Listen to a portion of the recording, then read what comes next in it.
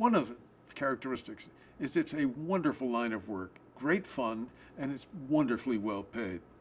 So it attracts exceptionally talented people, and they very carefully get chosen by their peers if they're really good and deleted if they're not really good. So that's one part. The second thing is that the number of people who've been attracted has gone up and up and up and up and up for years. So the huge numbers of people, not just in the United States, but all over the world. People may be surprised to know Vietnam, which is clearly a very communist country and has had a stock market for only 3.5 years, already has a small investment professional cadre of people who are determined they're going to be part of the global system of investment management. Another thing is that we've changed the terms and conditions. When I first got into investment management 50 years ago, you wanted to know the price of a stock, you called a stockbroker and asked if he had remembered what was the price at the last trade. Today, Mike Bloomberg has got machines all over the place. There are over 300,000 Bloomberg machines. I know there are people who have one at home and one at work, and I believe that there are a couple of people who have one in their limousine as they drive to work, but the machine is capable of delivering up unbelievable amounts of information.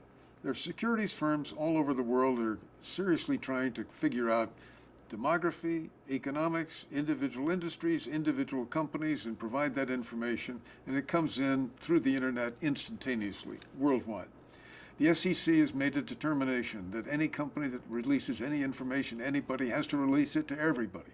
And they've said, and you can do it by Twitter if you want to, but they want to be sure that the information is everywhere. So the information is everywhere.